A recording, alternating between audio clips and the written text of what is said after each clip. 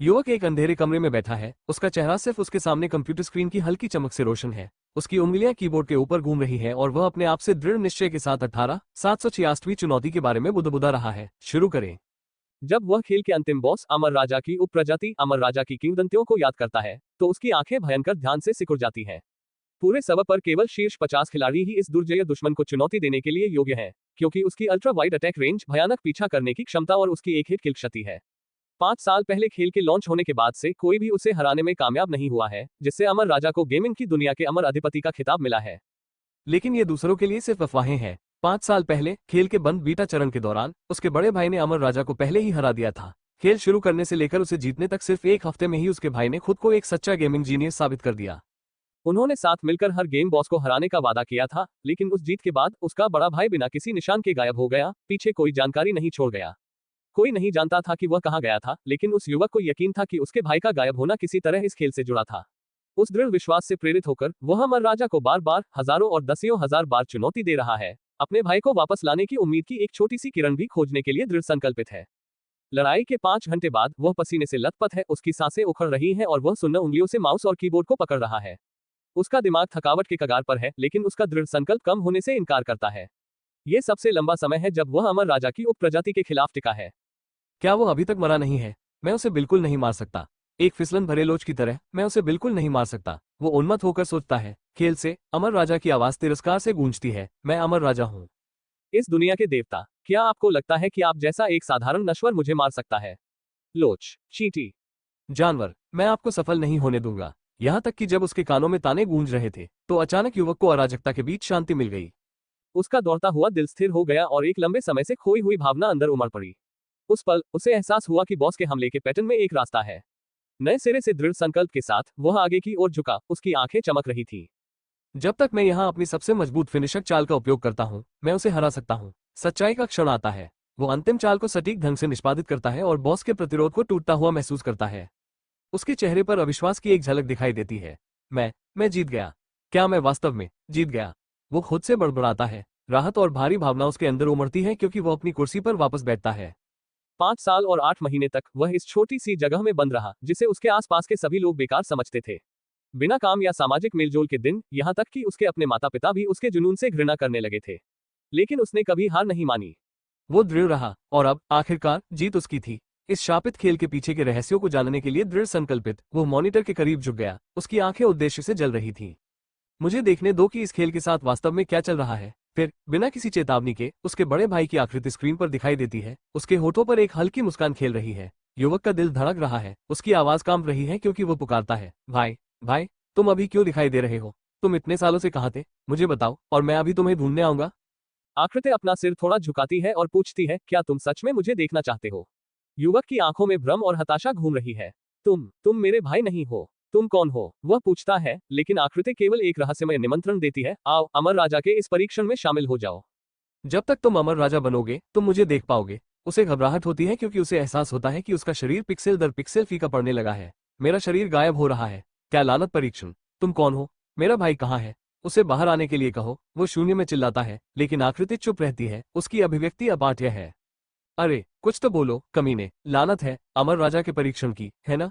फिर मैं साथ खेलूंगा। वो विद्रोही रूप से गुर्राता है। जैसे ही स्क्रीन की रोशनी उसे पूरी तरह से घेर लेती है, उसे तेज दर्द महसूस होता है। उसकी दृष्टि अंधेरे में बदल जाती है। ओफ, ये दर्द होता है। वो हौंफता है और जब वो फिर से अपनी आंखें खोलता है तो वो अब अपने कमरे में नहीं बल्कि एक मंद रोशनी वाली गुफा के अंदर होता है। अपने नए परिवेश में आने वाले हर परीक्षण का सामना करने के लिए तैयार। उसके हाव भाव में उलझन और दृढ़ संकल्प का मिश्रण है। भयानक ध्वनि प्रभाव, फुफकार के साथ दृश्य फीका पड़ जाता है। हवा में बासी गंध भरी हुई है। यह मौत की बदबू है। मैं एक ऐसे शरीर के साथ जागता हूँ जो मेरा नहीं है। इतना दर्दनाक। मैं कहाँ हूँ? एक बंदर का हाथ और पंख, एक पूंछ। यह क्या है? मैं एक चमगादड़ बंदर बन गया हूँ। क्यों? मैंने अभी अभी उप प्रजाति के अमर राजा को हराया है और उस आदमी से मिला हूँ जो मेरे बड़ा होने का दिखावा कर रहा है। भाई, उसने कहा कि अगर मैं उसे फिर से देखना चाहता हूँ तो मुझे अमर राजा के मुकदमे में शामिल होना होगा। फिर मैं कंप्यूटर में फंस गया। क्या इसका मतलब है मुझे दूसरी दुनिया में ले जाया गया है? ध्यान से देखने पर यह वास्तव में खेल का एक दृश्य है, लेकिन सभी चीजों में से एक चमगादड़ बंदर क्यों? क्या मुझे इस निम्न स्तर के राक्षस के शरीर में अमर राजा बनना चाहिए? कठिनाई ये बहुत अधिक है। अचानक मुझे हलचल महसूस होती है। मेरी आंखें चट्टान की दीवार पर जाती हैं। वहां बहुत सारे चमगादड़ बंदर छिपे हुए हैं। फुफकार, मुझे एहसास हुआ कि मैं चाह रहा हूँ, लेकिन कौन, वे किसका इंतजार कर रहे हैं। एक छाया उभरती है, एक मोटा आदमी मुस्कुराता हुआ। यो बैकस्लैश यहाँ एक अकेला सफेद बंदर क्यों है? एक दुर्लभ प्रजाति बैकस्लैश। फुफकार, मेरी सहज प्रवृत्ति हावी हो जाती है, यह आदमी खतरनाक है। लेकिन वो बस हंसता है। देखो, यह मुझ पर धारने की हिम्मत भी करता है। कितना दिलचस्प है, क्या मैं इसके साथ खेल सकता हूँ? एक और आदमी बाहर निकलता है, उसके शरीर पर टैटू है, वो एक आधा खाया हुआ बंदर का हाथ पकड़े हुए है। मारो मारो, मैं मांस खाऊंगा, अभी तक सफेद नहीं खाया है। वो कच्चे मांस को काटता है, उसकी ठुड्डी से खून टपक रहा है। मेरा पेट मचल रहा है। वे नरभक्षी हैं, वे मुझे खाना चाहते हैं। लेकिन एक तीसरा व्यक्ति है, शांत और एकाग्र, टोपी पहने हुए। ये स्पष्ट रूप से एक जाल है, यहाँ समय बर्बाद मत करो। चलो उन्हें जल्दी से खत्म करते हैं, मुझे अभी भी कप्तान से श्रेय लेना है। सुनहरा सुनहरा मातृसत्तात्मक। मुझे अब याद आया, खेल में एक शिकारी इस गुफा में ठोकर खाता है, सुनहरे मातृसत्तात्मक को पकड़ता है और फिर सभी चमगादड़ बंदरों को मारने के लिए सैनिकों को लाता है। खिलाड़ी की मदद के बिना चमगादड़ बंदर बर्बाद हो जाते हैं। मैं चिल्लाता हूँ, अरे मत जाओ, तुम उन्हें हरा नहीं सकते। लेकिन मोटा आदमी बस हंसता है। यो बैकस्लैश लड़ाई, बहुत बढ़िया। मैं फंस गया हूँ, वे मेरी बात नहीं सुनेंगे। अगर मैं इन राक्षसों से टकरा गया तो मैं कुचल जाऊंगा। टोपी वाला चिल्लाता है, अरे खेलना बंद करो, इसे अभी खत्म करो। लेकिन टैटू वाला, उसकी आंखें मुझ पर टिकी हुई हैं। सफेद बंदर, बहुत तेज। मोटा आदमी जवाब देता है, मुझे जल्दी मत करो, कप्तान मुझे कभी भी शिविर में वापस खेलने नहीं देता। ये बंदर, ये बहुत दिलचस्प है। मैं अपने दांत बींचता हूँ, मैं उन्हें अपने साथ खिलौने की तरह व्यवहार नहीं करने दूंगा। मैं चकमा देता हूँ क्योंकि एक मोटी छड़ी मेरे सिर के पास से गुजरती है। मेरा दिल धड़कता है जब तक मैं उसकी चाल देख सकता हूँ, सही मौका ढूंढता हूँ। मैं पलटवार कर सकता हूँ। मैं इसे देखता हूँ, कोने में एक लकड़ी का बल्ला। मैं इसे नई ताकत से पकड़ते हुए इसकी ओर लुढ़कता हूँ। चलो, बिल्कुल खेल की तरह। मोटे आदमी की हंसी तेज हो जाती है। यो बैकस्लैश, तुम क्यों रुके? मैं घूमता हूँ, मेरा शरीर तनाव में है। मैं चिल्लाता हूँ, बल्ला सीधे उसके सिर पर घुमाता हूँ। एक धीमी सी आवाज गूंजती है, उसके सिर से धुआं उठता है, लेकिन वो हंस रहा है। बिल्कुल भी असर नहीं, ये खेल से अलग है। अचानक दबाव की एक लहर मुझ पर पड़ती है, वो घुमाता है और मैं उड़ता हुआ दीवार से टकराता हुआ जाता हूँ। हमारा मुख्य पात्र उड़ता हुआ एक बीमार करने वाली आवाज के साथ सीधे दीवार से टकराता हुआ जाता है। धूल और मलबा उसके चारों ओर घूमता है, जबकि वो अपनी सांसों में कोसता है। दर्द उसके शरीर से होकर गुजरता है। अरे, मुझे वाकई बहुत जोर से चोट लगी है। वो बुदबुदाता है, हवा के लिए हौंकता है, हर सांस उखड़ी हुई है, उसकी छाती धड़क रही है।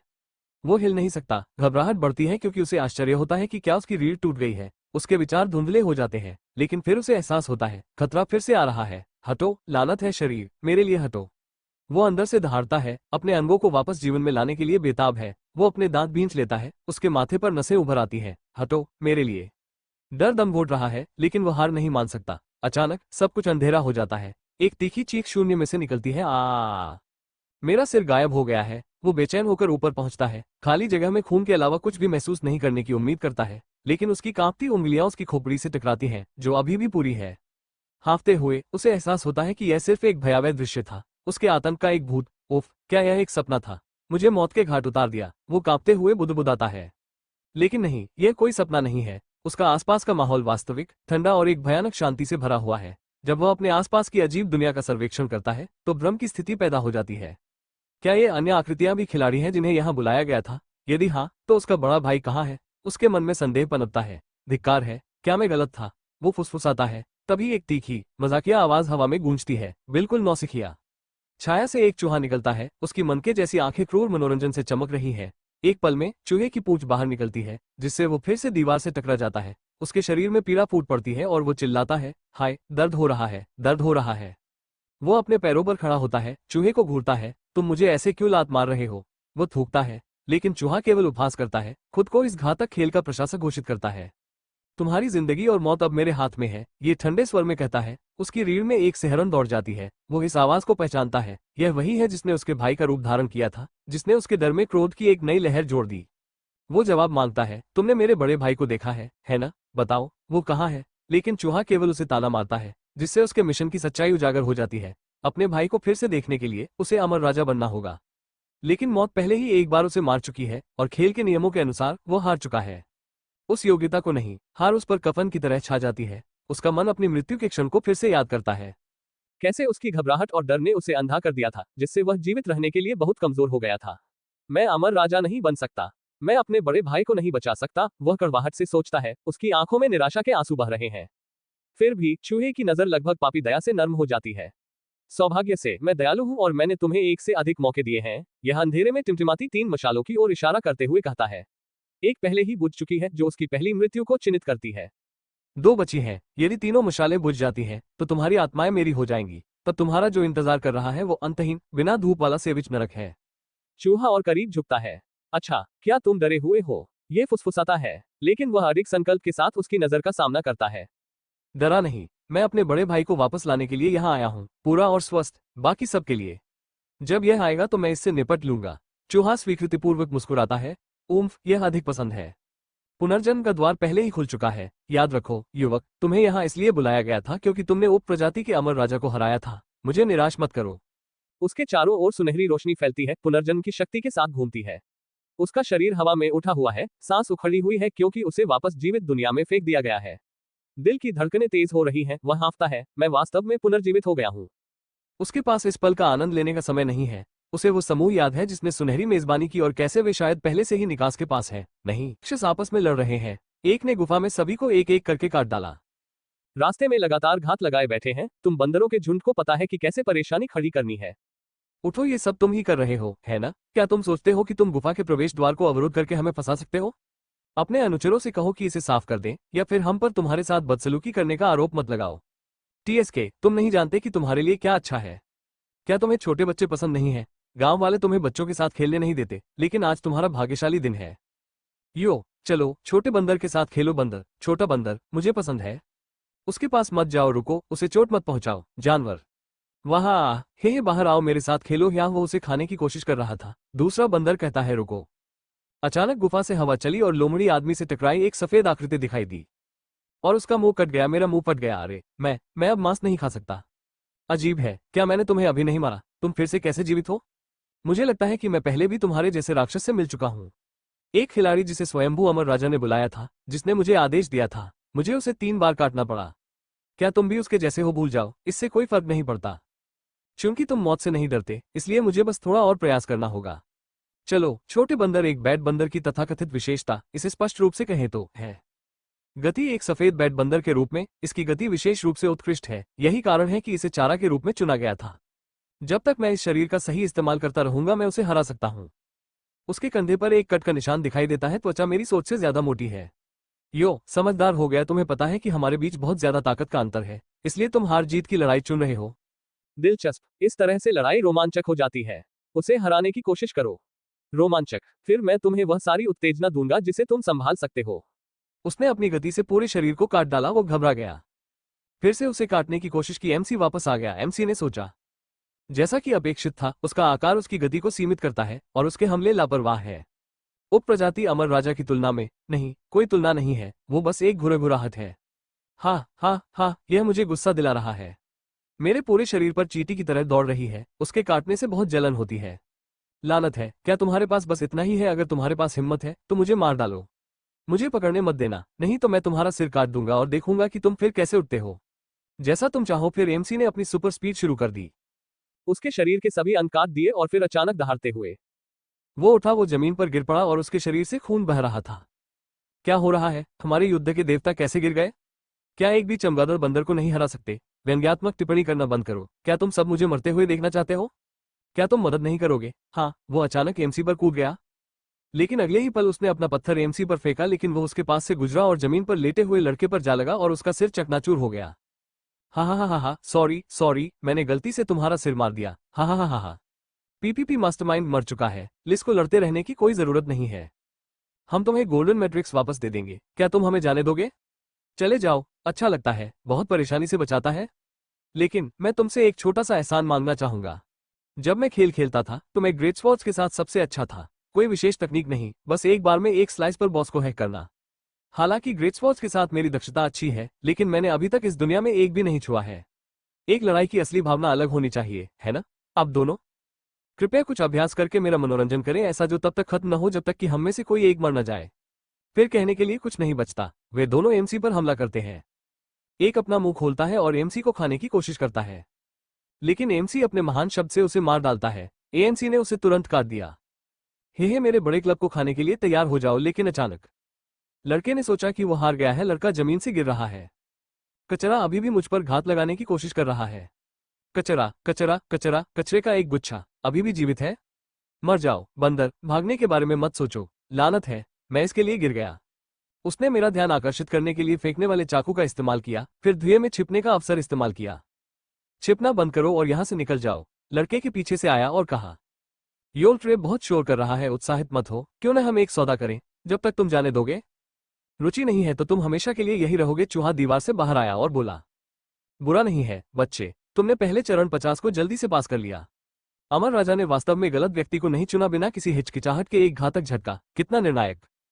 पत्थर की तरह ठंडा। अन्य खिलाड़ी आमतौर पर पहली बार यहां आने पर टूट जाते हैं, किसी को मारना तो दूर की बात है। मुझे उम्मीद नहीं थी कि तुम जैसे बच्चे इतने शांत होगे। ऐसा नहीं है कि यह तुम्हारा पहली बार किसी को मारने का मौका है। मैंने उन्हें मार दिया, क्या ये खेल के नियम नहीं है? अगर आप वाकई किसी पर उंगली उठाना चाहते हैं तो जिसने उनकी मौत का कारण बनाया वही इस मुकदमे की शुरुआत करने वाला है ना? एक जैसा। क्या आपका व्यक्तित्व थोड़ा बदल गया है बच्चे? फिर बिना किसी चेतावनी के उस पर हमला कर दो, नरक में जाओ और उसकी छाती में चिमटा मार दो। अमर राजा, देखो, मैंने तुम्हारे दूध को 2 भागों में विभाजित कर दिया। अमर राजा का ये क्या बकवास मुकदमा है? तुम खुद ही कंघी करके मुझसे क्यों नहीं लड़ते? क्या मैं तुम्हें काटकर अमर राजा बन जाऊं? अज्ञानी नश्वर, मैं अमर राजा का दूध नहीं हूं, नहीं मैं कोई बेतरतीब बदमाश हूं। तुम बहुत घमंडी हो, मेरी शक्ति का गवाह बनो। उसका घाव भर रहा है। उसके बड़े हाथ से एक कोमल थपकी अटैक। एमसी भागने की कोशिश करता है लेकिन हाथ से कुचल जाता है। कैसा था? अच्छा लग रहा है। केवल पद AEMADARASCONS कॉम। तुम्हारे जैसे अन्य अति आत्मविश्वासी खिलाड़ी भी हुए हैं, लेकिन तुम पहले व्यक्ति हो जो वास्तव में मुझे छू सकते थे। मैं इसके लिए तुम्हारी थोड़ी प्रशंसा करूंगा। लानत है, तुम शापित चूहे, बस तुम रुको, एक दिन मैं ये थप्पड़ वापस करूंगा। तुम मुझे ऐसे क्यों देख रहे हो? स्पष्ट रूप से एकेर वायोल, तुम मादा बंदर हो, तुम्हें चाहिए। आभारी? ओह नहीं, वो मरने वाला है। अगर कोई खिलाड़ी मेरे थप्पड़ से मर जाता है तो अमर राजा मुझे दोषी ठहराएगा। उसे मार्गदर्शन दो, उसे मार्गदर्शन दो, उसे अगले चरण में भेजो। मुंह खुला। फिर से मर गया। अरे, मैंने 20 से ज्यादा बार कोशिश की है और मैं एक भी जंगली कुत्ते को नहीं हरा सकता। अरे बेवकूफी भरा खेल। अरे बड़े भाई, क्या तुम मुझे सिखा सकते हो? जब तुम खेलते हो तो ये 50 आसान लगता है। मैं कुत्ते की तरह कैसे खेलता हूँ? मैं सदमे में आ रहा हूँ। नोम नोम, खेलों की अपनी चालें होती हैं, आप जानते हैं। नोम नोम, आप दुश्मन पर अंधाधुंध हमला करके जीत नहीं सकते। नोम नोम, जीत का सिर्फ एक ही रहस्य है। वो क्या है? मुझे बताओ। अगर तुम बेकार हो तो तुम्हें बस और अभ्यास करना होगा, छोटे भाई। अरे जिंगी जिंगी जिंगी, वे किसे बुला रहे हैं? जिंगी, तुम किस लिए इधर उधर घूम रहे हो? इससे बाहर निकलो। जिंगी, ये कौन है? वे इतनी जोर से चिल्ला रहे हैं, मेरे कान बहरे हो जाएंगे। जिंगी कौन है? मेरा नाम सोम नियानचिंग है। तुम मुझे 50 फीट से कसकर पकड़ रहे हो, यह नरक की तरह दर्द कर रहा है। मुझे जाने दो, चलो चलते हैं। शिकारी शिकारी हमला कर रहे हैं। मुझे मारने के बारे में सोचना भी मत, तुम सब बस मर जाओ। लेकिन एक शिकारी ने उसका हाथ पकड़ लिया। तुम क्या कर रहे हो? तुम्हारे दिमाग से बाहर निकलने की एक सीमा है। तुम अब टीम में नहीं रहना चाहते? टीम में मैं भी शिकारी हूं। क्या हो रहा है? मैं वापस इंसान बन गया हूं। क्या ये हो सकता है कि मैंने फिर से ट्रांसमिट किया है? तो ये जगह है टूटी हुई चट्टानी घाटी, शिकारियों का निवास स्थान। पता था, मैंने फिर से ट्रांसमिट किया है। ऐसा लगता है कि मैं बैटमन की गुफा चरण से गुजरा हूं। गश्त के अपने पहले दिन में ही इधर उधर भटकना, ये कर्तव्य की उपेक्षा है। जब हम गांव वापस आएंगे तो मैं तुमसे निपट लूंगा। ये तुम्हारा हथियार वापस है। अपना कर्तव्य ठीक से निभाओ और कप्तान को फिर से नाराज मत करो। तुम्हारे लिए गार्ड टीम में शामिल होना आसान नहीं था। इसे जारी रखो। धन्यवाद। एक शानदार झंडा कप्तान। ऐसा लग रहा है कि आगे पहाड़ पर कुछ हो रहा है। संकेत झंडों को देखकर लगता है कि ये बुरा है कप्तान। ये भेड़िए हैं कप्तान। डीप रॉकफिश वुल्फ यहाँ है। मुझे पता है, घबराए नहीं। सभी टीम के सदस्य सुनो, डीप रॉकफिश वुल्फ हमला कर रहे हैं। सभी लोग युद्ध के लिए तैयार हो जाएं। फिश वुल्फ को 3-3 के समूह में शामिल करें और प्रत्येक समूह को दूसरों को कवर करने दें। विशाल क्रॉसबोमेन अपने तीर चलाएं। जब वे 100 मीटर के भीतर हो तो गोली चलाओ। भेड़िए भेड़िए यहाँ है। एमसी क्षितिज की ओर देखो।